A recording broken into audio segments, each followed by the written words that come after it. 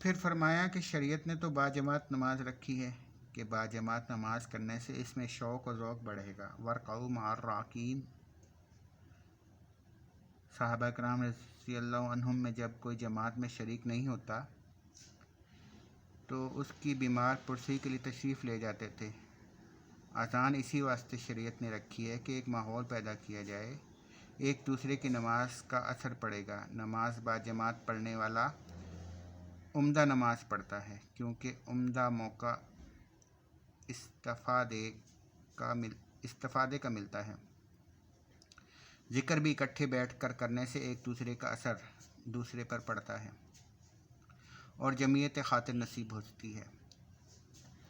ذکر کی برکات کے بارے میں فرمایا کہ امام غزالی رحمہ اللہ فرماتے تھے، اکیلے بیٹھ کر ذکر کرنے سے مل کر ذکر کرنا بدرجہ بہتر ہے، اس کا اثر متعدی ہوتا ہے۔ ذکر جہر سے خواطر کم ہوتے ہیں، آج کل طبیعتیں غبی اور سرد ہیں، لہٰذا جہری آواز سے ذکر کرنا زیادہ مؤثر رہتا ہے، قلب میں حرارت پیدا ہوتی ہے۔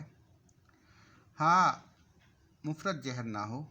حضرت شاہ ولی اللہ محدث دہلوی رحمۃ اللہ علیہ فرماتے تھے کہ متقدمین صوفیہ جہر ہی کرتے تھے۔ حضرت خواجہ نقشبند رحمۃ اللہ علیہ کا زمانہ آیا،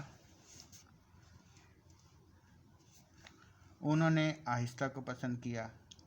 شاہ عبدالعزیز رحمۃ اللہ نے اپنے فتاویٰ میں اس کو خوب لکھا ہے۔ جب خوب ذکر جاگزیں ہو جائے، ہر بن منہ سے ذکر کی آواز آنے لگے تو آہستہ کرنا چاہیے۔ جب یہ کیفیت خوب پختہ ہو جائے تو اسم سے مسمى کی طرف چلے، جو کہ کچھ عبادتیں فرض، واجب، مستحب ہو رہی ہیں، وہ مشیت ربانی کے تحت ہو رہی ہیں۔ جب یہ کیفیت بھی خوب پختہ ہو جائے تو بلا ارادہ ہونے لگے تو یہ خیال کرے ہر نعمت جو مل رہی ہے وہ باری تعالیٰ فیاض وجود کی طرف سے ہی آ رہی ہے، سب خیالات کا ہی کرشمہ ہے۔ اصل جب عشق باری تعالیٰ نصیب ہوتا ہے تو سب کچھ اس کے مقابلے میں ہیچ ہو جاتا ہے۔ ہمیں تعجب ہوتا ہے کہ لوگ کیسے کہہ دیتے ہیں کہ ہمیں نیند مراقبے میں بہت آتی ہے، بھلا مراقبہ میت کا نصیب ہو اور پھر نیند آ جائے۔ پھر فارسی کے اشعار فرمائے، جن کا ترجمہ ہے، عاشق عشق طور کی پہاڑیوں کی جان ہے،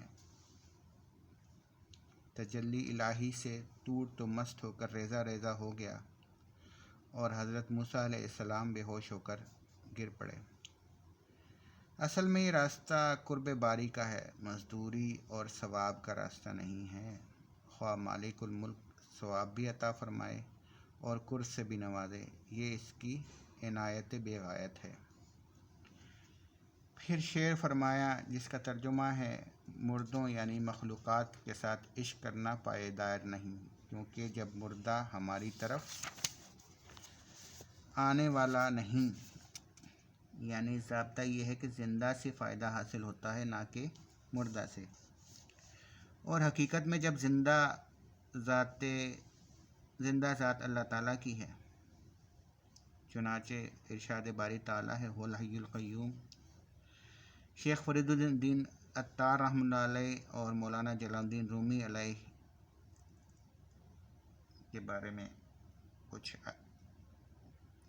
جب مولانا روم رحمۃ اللہ کے والد صاحب حضرت شیخ عطار رحمۃ اللہ کے پاس سے گزرے تو فرمایا، آپ کا یہ لڑکا کسی وقت بڑے پایا کا ہوگا۔ شعر کا ترجمہ ہے، تو اللہ تعالیٰ کی بندگی منگتوں کی طرح مزدوری کے عوض نہ کر، کیونکہ اللہ تعالیٰ خود ہی اپنے بندوں کو روزی دینا جانتا ہے۔ شیخ عطار رحمۃ اللہ علیہ تو 7 اقلیم عشق کے بادشاہ ہو گئے، اور ابھی ہم اس ایک ہی کوچے کے پیچ و خم میں چکر لگا رہے ہیں۔ جب تو ہر چیز کی فکر میں ہے تو خدا کا کب بندہ بنے گا؟ اس لیے سب پر نماز جنازہ پڑھ دے، ایک مالک الملک سے جوڑ لے، لا کی نفی کے نیچے اپنے آپ کو بھی لائے کہ میں بھی نہیں ہوں، فقط ایک ہی ذات ہے، جب تک اس کا عشق نہیں ہوتا کام نہیں بنتا۔ ہمارے ادھورے عشق سے وہ محبوب حقیقی نہیں مل سکتا۔ رقت قلب نعمت ہے۔ مولانا عبداللہ فاروقی ابن مولانا محمد جلندری فاروقی اور خلیفہ رائے پوری رحمۃ اللہ مدفون میانی قبرستان لاہور کو فرمایا کرتے تھے کہ آپ کو خدا کا شکر ادا کرنا چاہیے۔ آپ کو دل گداز والا رقت والا عنایت فرمایا گیا ہے۔ ایک دفعہ فرمایا کہ 1946 کا واقعہ ہے، مولانا عبداللہ صاحب ڈڈی حاضر تھے کہ مولانا ولی محمد جلندری کو کہنا غنیمت جان لے مل بیٹھنے کو جدائی کی گھڑی سر پر کھڑی ہے۔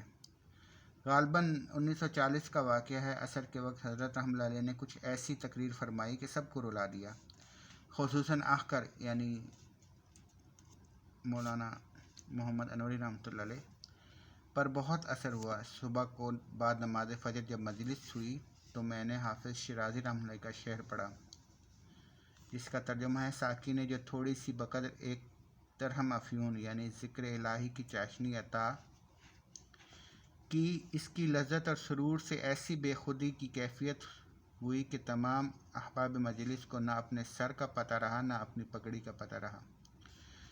مولانا عبداللہ صاحب اور مولانا غلام رسول صاحب جلندری نے تائید کی۔ مولانا محمد صاحب جلندری رحمۃ اللہ علیہ کا ذکر خیر۔ مولانا محمد صاحب جو والد تھے حضرت مولانا عبداللہ صاحب فاروقی کے اور آخر محمد انوری کے والد حضرت مولانا فتح دین کے بڑے مہربان تھے۔ تمام جماعت رائے پوری کے استاذ اور حضرت گنگوہی رحمۃ اللہ کے اجل خلفاء میں سے تھے، بہت اونچے عشاق میں سے گزرے ہیں۔ مولانا غلام رسول صاحب نے ان کے ہاتھ پر توبت کی تھی اور پھر حضرت گنگوہی رحمۃ اللہ کی خدمت میں جا کر مرید ہو گئے۔ مولانا غلام رسول صاحب نے جو شعر پڑھا جس کا ترجمہ ہے: میں ہائے ہائے پکڑتا اور زار قطار روتا ہوں، یوں سمجھ کے میں آنسوؤں کے موتیوں کی تسبیح پروڑا ہوں۔ فرمایا کہ واقعی مولانا محمد صاحب تو بہت عشاق میں سے ہیں۔ میں نے سہارنپور میں زیارت کی ہے، بس ساری رات روتے ہی رہے۔ جب ذکر شروع کرتے تو یہ شعر پڑھتے، جس کا ترجمہ ہے: اگر میں اپنے منہ کو مشک و گلاب سے 1000 بار بھی دھو لوں، پھر بھی اس منہ سے آپ کا نام لینا بڑی بے ادبی کی بات ہے۔ ایک بار مولانا کا وعظ سن لیتا تھا، اس کی تہجد کبھی فوت نہیں ہوتی تھی، بڑا متعدی عشق تھا۔ بعض اولیاء کی نسبت لازمی ہوتی ہے جو خود صاحب کمال اور دوسروں کو ایسا نہیں بناتے، بعضوں کی نسبت متعدی ہوتی ہے کہ وہ دوسروں کو بھی اس رنگ میں رنگ دیتے ہیں۔ پھر شعر فرمایا جس کا ترجمہ ہے کہ اولیاء اللہ کے ساتھ کچھ وقت رہنا 100 سال کی بے ریا عبادت سے بہتر ہے۔ اگر تو عام پتھر ہے تو تو چمکدار مرمر ہو جائے گا، جب تو کسی اللہ والے کے پاس پہنچے گا تو موتی بن جائے گا۔ اولیاء اللہ کی صحبت مبارکہ بڑی تاثیر رکھتی ہے، انسان دوسروں کے اخلاق جذب کرتا رہتا ہے، اگرچہ غیر شعوری طور پر ہی ہو، پھر بھی صحبت کی تاثیر جاتی نہیں۔ ایک شعر فرمایا: زبان سے سبحان اللہ کہنا اور دل گائے اور گدھے یعنی دنیا کی چیزوں کے خیال میں لگا ہو، اس تسبیح کا کیا اثر ہوگا؟ ہم نے تو اس کے برعکس بھی تاثیر دیکھی ہے۔ جب وہ تبارک اسم کا جو ہم روزانہ نماز میں پڑھتے ہیں،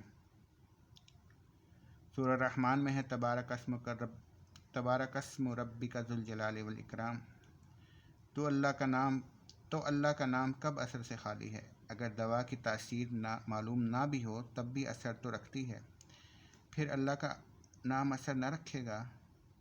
ہاں، اگر توجہ سے ہو تو نور علی نور۔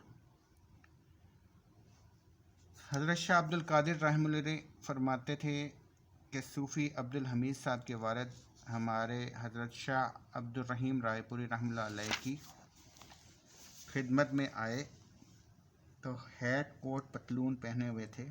हज़रत रहमतुल्लाह ने कुछ एतराज़ न किया, बहुत शफ़क़त से रखा। कई दिन रह कर गए, फिर जब दोबारा आए तो मैं पहचान न सका। पजामा पहने हुए थे, टखने नंगे, देसी जूती, लाठी के साथ लोटा लटकाया हुआ, 2 पैसे की टोपी, सर पर लंबा कुर्ता।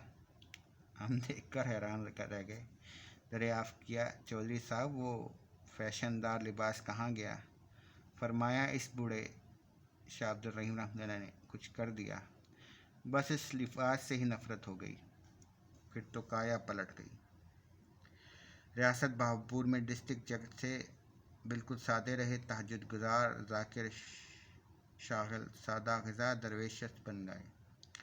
हज़रत रहमतुल्लाह ने इजाज़त भी अता फरमाई थी। चौधरी आलिम अली का कहना है कि आप जिस अंदाज से चल रहे हैं चलते रहिए, कोई अल्लाह का बंदा अल्लाह का नाम पूछे तो बतला दिया करें।